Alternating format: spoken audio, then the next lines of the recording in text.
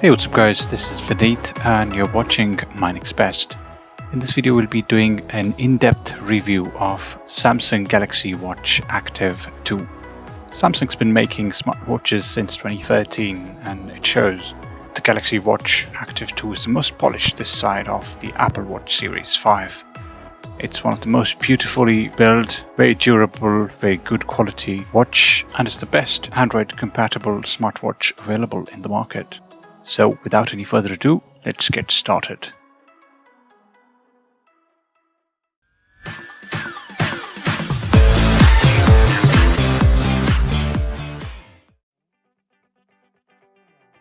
An upgrade on its predecessor, Samsung Galaxy Watch Active. The Active 2 has now come up with a software-based rotating bezel that makes it be for sibling the Samsung Galaxy Watch Active such a hit. The refined version of Samsung's sporty smartwatch comes with a digital bezel and a few other tricks to become the best wearable in the company's lineup. The similarities to its predecessor are probably for the best. The Active 2 retains its predecessor's slimmer, minimal, modern look. It's almost certainly a more broadly appealing setup than the Galaxy Watch's girthy foam, akin to more masculine style of traditional watches. It's manageable and rigorous enough to take on runs, yet packing enough features and capabilities to the rival Apple Watch 5. But the Active 2's extra features come at a literal cost. It's nominally pricier than its predecessor, shrinking the watch's affordability edge over Apple's watches. Still, the Active 2 is a solid choice for its consumers on the hunt of a smartwatch that they can take on runs or into the office, especially for Android users outside the iOS ecosystem. Yes, it can be used with an iPhone, but with limited functionality. But of course, definitely with the Android, it's such a hit. It's really doing an awesome job. The watch's been out 7 months now and starts around £269 for the 40mm watch and £289 for the 44mm version. The Galaxy Watch Active 2 is also available in an LTE model in stainless steel, offered through Sprint, AT&T, T-Mobile and Verizon.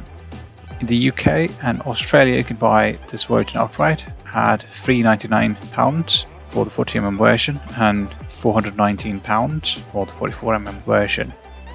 Coming back to the specs, like the original Active, the basic Active 2 watch has an aluminum body. It comes in cloud silver, aqua black and pink gold colors.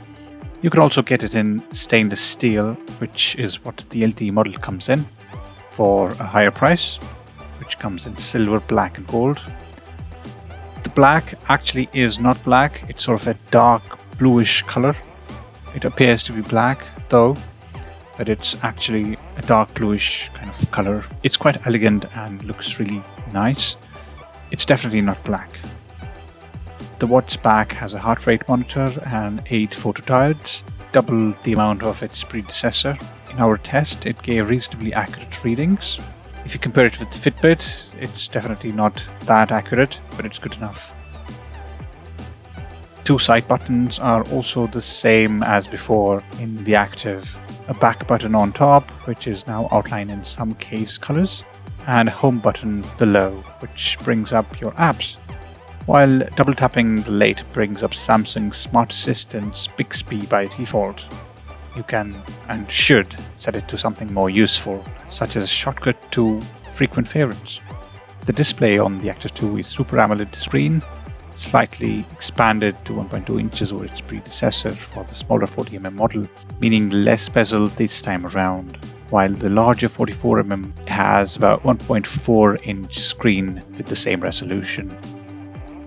The new digital dial makes navigating around menus a lot more precise. It's not an exact or as satisfying as the tactile bezel wheel on the original Galaxy Watch, but it's the next best thing you get in the smartwatch space. The Active 2 has an Exynos 9110 dual-core chipset with about 1.15 GHz processor speed. It's fast enough. The smartwatch's 768 megabytes of RAM is fine for switching in and out of the apps, though it's upgraded to 1.5 gigabytes for the LTE model, but it obviously comes at a higher cost. Unfortunately, Tizen hasn't gotten much in the way of third-party app support. In the interim, it still has some applications, but you don't have a whole lot of application support. Aside from the flashlights, calorie counters, run mapping, you're likely relying on first-party applications to carry out most of your interactivity.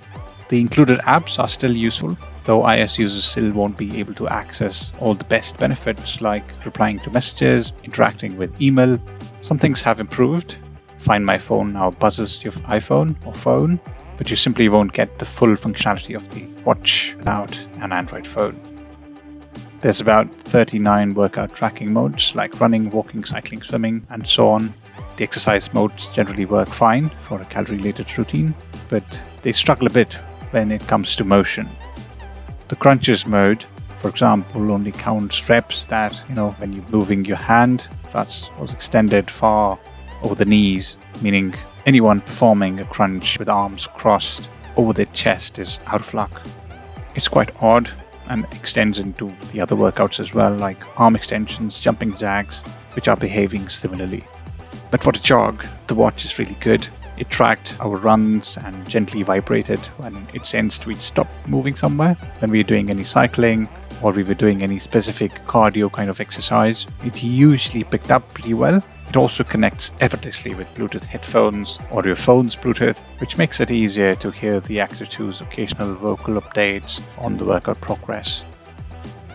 The watch also has an ECG, which can be used to detect electric activity and rhythm of your heart, although there's no application that supports at the moment, but I believe there would be one, or there would be some work that would be done to support that as well. Coming to the battery life, the battery life is quite decent. It gives me about 4 days of battery backup with most of the notifications set to low. If you are connected to Bluetooth all the time, you'll at least get a whole day. But if you're not connected to Bluetooth and you're just sort of syncing in a week's time, you'll at least get 4 days without an issue at all. You get sleep monitoring, you get all of your exercises and everything that would be part of it, and 4 days without any juice lost. So that's a really good thing. Overall, the watch is definitely a very good product. It's really good when it comes to Android specifically, and it has excelled in terms of your workout tracking and your sleep tracking, your battery backup and stuff like that. So it's a really good watch to really be buying and using. It does compare very closely with Fitbit, but really it is the smart capabilities of this watch that really outshine the Fitbit.